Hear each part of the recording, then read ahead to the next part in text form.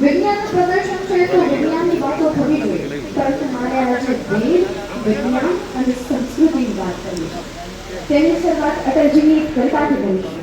मैं अखिल विश्व का गुरु महान देता विद्या का अमरदान की मैं अखिल विश्व का गुरु महान देता विद्या का अमरदान मैंने दिखलाया मुक्ति मार्ग मैंने सिखलाया ब्रह्म ज्ञान मेरे वेदों का ज्ञान अमर मेरे वेदों की ज्योति प्रखर मानव के मन का अंधकार क्या कभी सका सामने ठहर मेरे स्वर्णभ में कहर कहर सागर के जल में छर छर कभी इस कोने से उस कोने तक कर सकते जगती सौरभमय मेरे वेदों का ज्ञान अमर मेरे वेदों की ज्योति प्रखर मेरे वेदों का ज्ञान अमर मेरे वेदों की ज्योति प्रखर.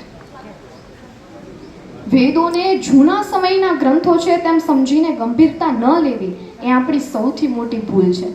કારણ કે અત્યારના વિજ્ઞાનના મોટા ભાગના સિદ્ધાંતો કે જે પશ્ચિમી વૈજ્ઞાનિકોના નામે નોંધાયેલા છે તે અંગેની માહિતી, તે અંગેની જાણકારી હજારો વર્ષોથી આપણા વેદોમાં સચવાયેલી છે. તે માટે એક પ્રૂફ આપું, કારણ કે અત્યારની નવી પેઢી છે ને પ્રૂફ વગર માનશે નહીં. જ્યારે વિજ્ઞાન જગતની વાત કરવામાં આવે છે ત્યારે તેમાં રોકેટ સાયન્સને ખૂબ જ કઠિન માનવામાં આવે છે. અને એ રોકેટ સાયન્સના પિતા એટલે વર્નર વોર્ન બ્રોન, જેને ગુરુ માનતા હતા જર્મનના એક સાયન્ટિસ્ટ કે જેમનું નામ હતું હર્નર ઓવર્થ. તેમણે કહ્યું છે કે તેઓ જ્ઞાન પ્રાપ્તિ માટે વેદોનું અધ્યયન કરતા હતા. તેમણે કહ્યું કે જો તમારે જ્ઞાન મેળવવું હોય, જ્ઞાનની પ્રાપ્તિ કરવી હોય તો વેદોનું અધ્યયન જરૂરી છે. એવા તો કેટલા બધા પ્રશ્નો છે કે જેના ઉત્તર આપણને વેદોમાંથી મળી આવે છે. શા માટે મહિના 12 જ છે? શા માટે વર્તુળમાં 360 ડિગ્રી છે? અને જો ખરેખર શૂન્યની શોધ આર્યભટ્ટ દ્વારા કરવામાં આવી હોય તો બુદ્ધ ભગવાનના શૂન્યવાદમાં શૂન્ય આવ્યો ક્યાંથી?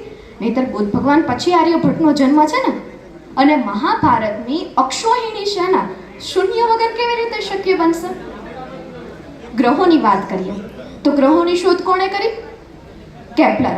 કેપ્લરે આપણને 9 ગ્રહોની માહિતી આપી. પરંતુ તમે લોકોએ ક્યારેક ને ક્યારેક પૂજાપાઠમાં સાંભળ્યું હશે કે બ્રહ્મા મુરારી ત્રિપુરાંતકારી ભાનુ શશી ભૂમિશુતો બુધશ્ચ ગુરુશ્ચ શુક્રશ્ચ શનિ રાહુ કેતુ સર્વે ગ્રહા શાંતિ કરો ભવંતુ. આ પછી આપણને કેપ્લરે બતાવ્યું કે પંડિતજીએ. અને વાંચ્યું શેમાંથી? વેદોમાંથી. એટલે આવા તો એવા ઘણા બધા પ્રશ્નો છે કે જે વિજ્ઞાન સાથે સંકળાયેલા છે અને જેના ઉત્તર, જેના જવાબ આપણને વેદોમાંથી મળી આવે છે. પણ આપને તો પશ્ચિમી સંસ્કૃતિનું અનુકરણ અને મહત્તા સિવાય બીજું કંઈ દેખાતું જ નથી. આ વિષય એવો છે ને કે જો આના વિશે આપણે વધુ ચર્ચા કરીએ ને તો વર્ષોના વર્ષો વીતી શકે છે. પરંતુ સમય મર્યાદાને ધ્યાને રાખી વધુ સમય ન લેતા આપણને વેદોનો વારસો મળ્યો હોવાનો આપણે ગર્વ લઈએ અને વિજ્ઞાન જ્ઞાન પ્રાપ્ત કરવા માટે વેદોનું અધ્યયન કરીએ, વેદોનો અભ્યાસ કરીએ. બસ એ જ. અસ્તુ. જય વિજ્ઞાન.